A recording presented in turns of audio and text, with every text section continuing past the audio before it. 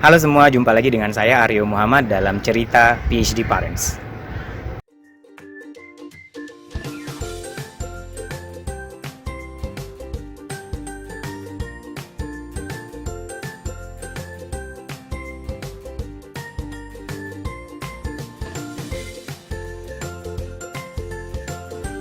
Kali ini saya akan berbagi cerita pengalaman saya dari menjadi seorang anak kampung di Halmahera yang terpencil di Provinsi Maluku Utara, lalu kemudian berhasil menjejakkan kakinya di tanah Inggris Raya. Saya berhasil menuntaskan S3 saya di bidang tsunami di University of Bristol, satu dari 50 kampus terbaik di dunia, lalu bekerja sebagai peneliti full time. Bahkan ada satu momen di mana selama 1 tahun saya bekerja di Earth Science Department atau School of Earth Science, di mana school ini menjadi ranking 19 di dunia. Pengalaman saya di sana juga perjalanan panjang saya sehingga bisa menaklukkan mimpi saya akan saya bagi hari ini kepada teman-teman semua. Cerita soal penaklukan mimpi berawal ketika saya membaca sebuah buku yang menarik karangan Profesor Marwa Daud yang berjudul Mengelola Hidup dan Merencanakan Masa Depan. Nah, dari buku ini saya kemudian merumuskan yang namanya peta hidup. Peta hidup adalah rancangan mimpi masa depan yang saya buat dari saya lahir, lalu kemudian prediksi ketika saya meninggal, yaitu ketika saya umur 63 tahun. Jadi bagaimana saya menuliskan pengalaman masa lalu yang waktu itu saya sekitar berusia 19 tahun, lalu kemudian saya memprediksi kira-kira sampai 63 tahun saya akan menjadi seperti apa. Di dalam peta hidup yang besar itu juga, saya mencantumkan ada sebuah tulisan yang bernama Profesor Dr. Aryo Muhammad. Dan in the end, saya berhasil menyelesaikan mimpi saya, setidaknya sampai pada tahap doktoral. Perjalanan mimpi saya lewat peta hidup ini sebenarnya bermula dengan cerita yang tidak mudah. Saya terlahir di daerah yang sangat terpencil, tepatnya di Malifut. Kalau kalian cari di peta, bukan di Google Map ya, kalian mungkin tidak akan ketemu yang namanya Kecamatan Malifut atau tempat Malifut itu di mana. Nah, Malifut adalah sebuah kecamatan di wilayah Halmahera Utara, Provinsi Maluku Utara, tempat di mana rusuh atau kerusuhan SARA terjadi pertama kali di Indonesia. Jadi ketika saya kelas 1 SMP, saya punya kesempatan untuk merasakan yang namanya rusuh SARA antar agama ketika terjadi tahun 2099 dan 2000. Nah, di masa ketika saya hidup di tempat terpencil itu, saya tidak pernah mengenal mimpi yang besar, ya. Saya tidak pernah menggambarkan akan menginjakkan kaki di Paris dan menyaksikan Menara Eiffel yang hanya saya lihat di TV atau yang saya baca di buku-buku ensiklopedia. Saya tidak pernah membayangkan akan menikmati indahnya pegunungan Alpen di Swiss suatu waktu, karena mimpi-mimpi kecil saya tidak pernah sampai ke situ. Saya besar tumbuh di kali atau sungai-sungai kecil, menangkap burung, main di laut, bermain bersama teman-teman, tidak pernah memikirkan PR, dan semua perjalanan itu kemudian membuka perenungan yang mendalam ketika saya menginjakan Eropa, ketika saya berkelana di Jepang, ketika saya menginjakan kaki di Hong Kong dan Taiwan. Saya merasa bahwa semua adalah blessing dan rahmat dari Allah Subhanahu wa Ta'ala, sehingga memberikan saya kesempatan yang luar biasa untuk bisa menuntaskan mimpi-mimpi saya. Nah, seperti yang saya bilang, karena saya lahir di kecamatan yang terpencil, yang listriknya hanya menyala dari jam 6 sore sampai jam 12 malam, setelahnya lampu mati, sehingga kami biasanya menggunakan loga-loga atau lampu minyak. Nah, maka saya tidak pernah mengenal yang namanya mimpi. Bahkan saya baru belajar bahasa Inggris itu ketika kami harus pindah karena kerusuhan SARA dan pindah ke ibu kota Provinsi Maluku Utara di Ternate. Ketika saya kelas 1 SMP, saya tidak bisa atau saya tidak tahu cara membuka kamus. Bayangkan, cara membuka kamus saya tidak tahu. Dan saat ini saya berada di Inggris, di negara yang dulu saya tidak tahu cara menggunakan bahasa mereka. Maka ketika saya besar di kampung, semua berlalu secara normal tanpa ada keinginan yang besar tentang melakukan mimpi-mimpi saya di Eropa.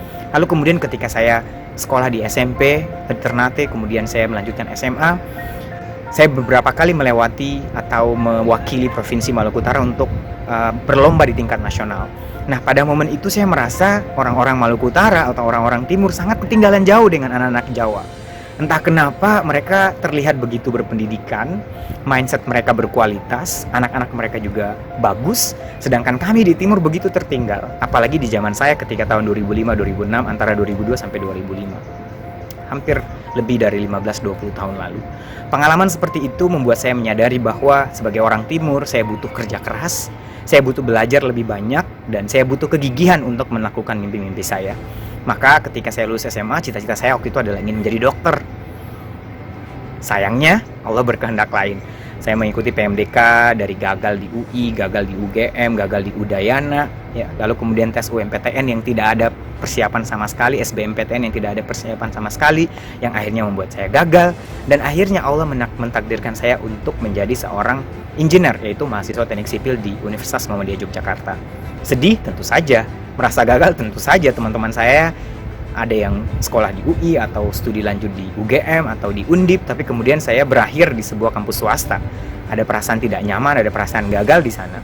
Tapi kemudian tidak ada sebuah episode kehidupan dalam hidup kita yang datang tanpa ada hikmah, yang datang dengan sia-sia. Saya menyadari bahwa pengalaman saya di Universitas Muhammadiyah Yogyakarta membuat saya semakin bersemangat untuk menaklukkan mimpi-mimpi saya. Maka ketika semester 2, saya menyadari bahwa saya ingin ke luar negeri, dan waktu itu tujuan saya adalah Taiwan. Kenapa Taiwan? Karena memang saya dekat dengan beberapa teman-teman yang sedang studi di sana, dan salah satu dosen saya juga sedang melanjutkan studi S3 di sana. Saya begitu tertarik untuk melanjutkan studi S2 di Taiwan. Nah, ketika semester 3, saya mencoba, semester 3 dan semester 2, saya mencoba untuk mencari tahu kemampuan bahasa Inggris saya seperti apa. Maka ikutlah saya tes TOEFL. Dan begitu luar biasanya, meskipun saya pernah menjuarai lomba debat bahasa Inggris tingkat provinsi, TOEFL saya hanya 427 dari syarat sekitar 500 dan 550 untuk bisa mendapatkan beasiswa S2 di Taiwan. Maka, sejak semester 3 saya punya PR besar sebelum lulus, yaitu meningkatkan nilai TOEFL saya. Selama 3 tahun, bayangkan selama 3 tahun saya belajar hampir tiap hari, kursus di puluhan tempat, ngambil tes lebih dari 30 kali, lebih dari 25 kali untuk mendapatkan skor TOEFL yang maksimal. Belajar hampir setiap hari itu saya lakukan tanpa ada jeda, tanpa ada kata menyerah. Sekali lagi, bonus atau tantangan paling besar adalah kalian menyerah. Maka saya tidak pernah menyerah untuk belajar TOEFL waktu itu. Bahkan ketika saya tes seminggu sebelum deadline beasiswa S2 itu selesai, yaitu ketika saya di semester 7 studi S1 saya, nilai saya hanya 496. 4 atau 5 poin lagi melewati batas minimum. Bayangkan dari 427 selama belajar 3 tahun, saya cuma menaikkan TOEFL 70-an. Ini menunjukkan bahwa saya juga tidak pintar-pintar amat gitu, atau mungkin cara belajar saya juga tidak bagus. Tapi kemudian saya tidak menyerah, saya berdoa kepada Allah, dan disinilah titik pertolongan Allah datang. Ketika kamu sudah berusaha maksimal, kamu sudah berupaya sekuat mungkin, maka jangan khawatir, kamu punya Allah. Allah pasti melihat ikhtiarmu. Allah pasti melihat semua usahamu.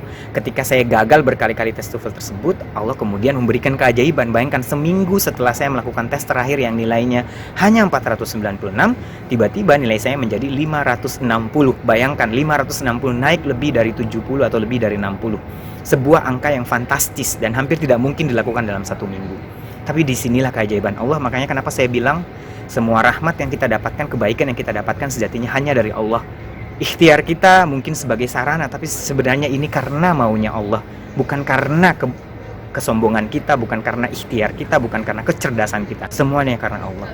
Lalu pengalaman saya dari belajar TOEFL itu mengantarkan saya mendapatkan beasiswa S2 di National Taiwan University of Science and Technology di jurusan Construction Engineering atau Teknik Sipil. Nah, yang menarik adalah ketika saya melanjutkan beasiswa S2 di Taiwan, pertama kali saya mendengar kabar mendapatkan beasiswa, saya ingat saya menangis. Saya merinding. Semua memori sebagai anak kampung yang main di kali, yang dulu tidak pernah menyangka akan menginjakkan kaki di luar negeri, akhirnya berhasil. Saya bergetar, menangis, bersujud. Luar biasa hari itu. Nah, yang menarik adalah selain saya mendapatkan beasiswa S2 di Taiwan, saya mendapatkan bonus jodoh di sana.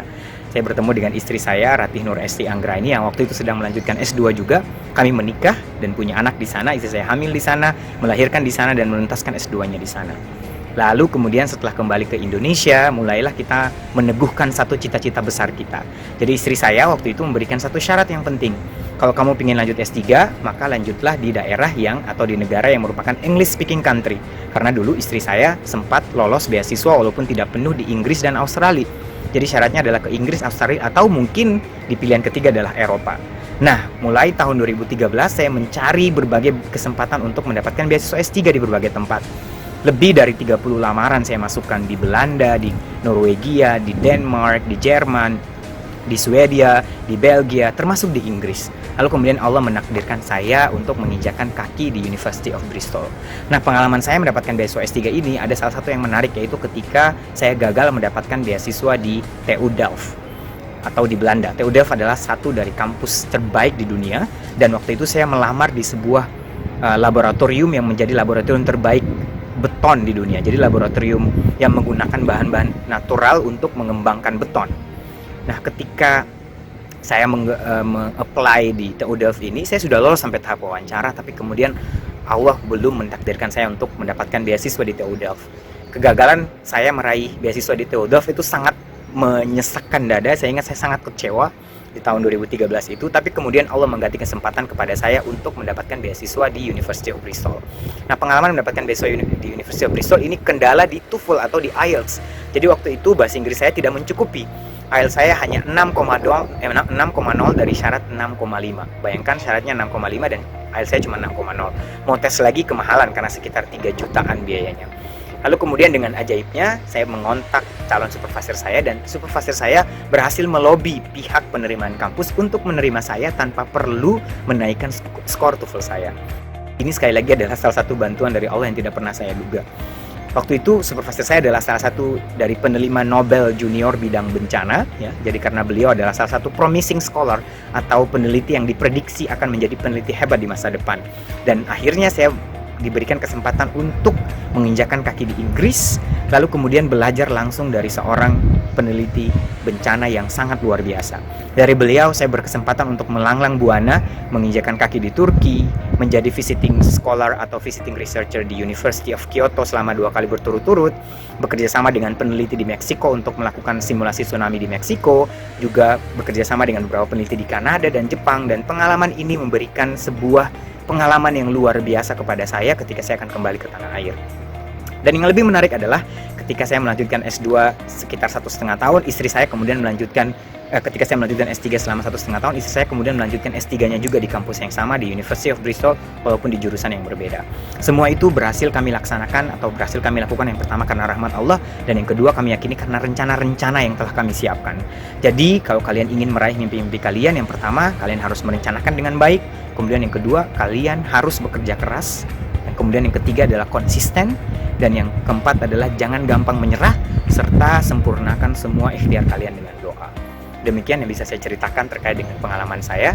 Saat ini saya masih berstatus sebagai peneliti full bidang bencana di University of Bristol, dan harapannya kami sekeluarga akan kembali ke Indonesia dan memberikan kontribusi yang lebih lebar lagi kepada bangsa kita, mudah-mudahan tahun ini atau tahun depan ketika pandemi sudah berakhir.